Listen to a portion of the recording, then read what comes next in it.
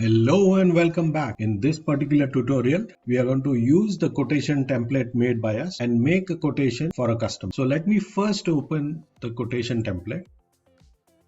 I'm going to open it as read only and save this file using save as option.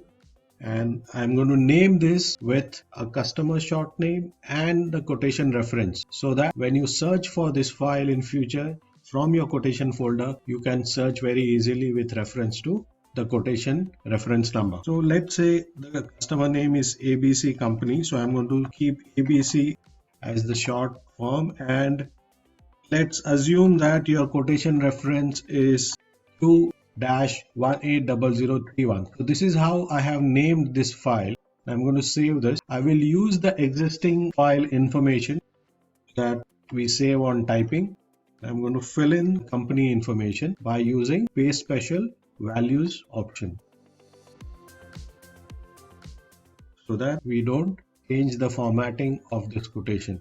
And quote reference number, as we said, is going to be 180031. Let's put date of 27 Jan. Inquiry reference, here is what you can refer to. How did you get this inquiry from the customer? So let me write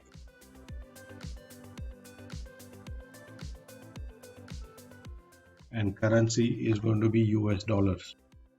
I will also use some product information. I'm going to copy paste here. If you see, some of the description is not fully seen. So just to be on the safer side, for future reference also, I'm going to change the entire product description formatting to wrap text. What we will do later is go back to our quotation template and make this change and save it again. So for that particular purpose, we'll have to open the quotation template with modify password. Now, the product type column is not compulsory. Some of the companies use it, some of the companies don't. Those who don't use it have only product description column in their quotation. So here, for example, this is PBX and these are phones. So you can either have product type or product code over here depending on your company standard. Now, just to make it simpler, I'm going to have same price everywhere.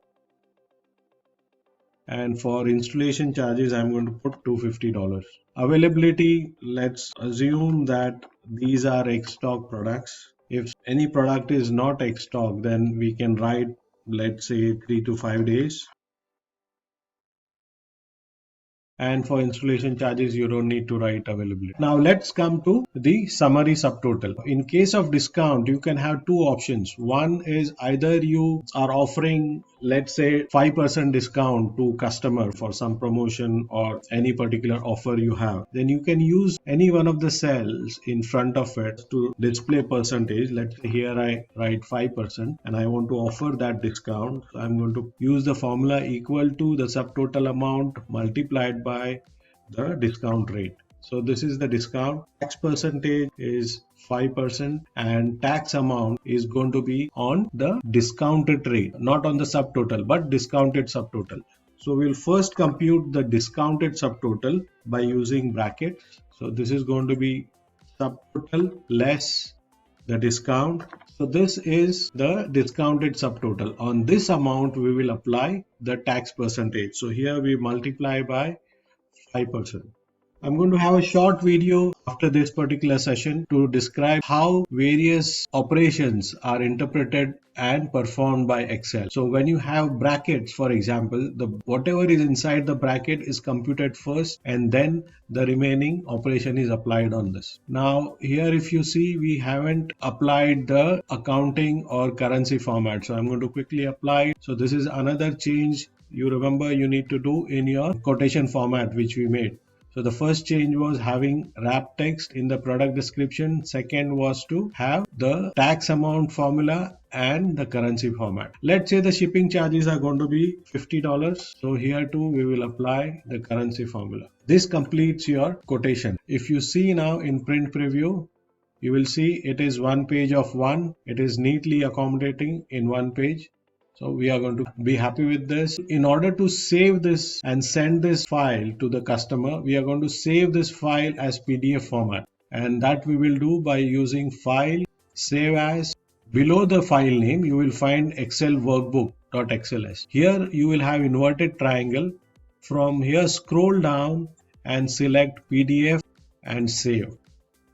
So now we have saved this code in PDF format as well as Excel format. So let's see how the PDF format is going to look like. We are going to that folder where it is saved. Open the PDF file. You will notice there are two files with the same file name. One is Excel, another is PDF. So your quotation to your customer is going to look like this.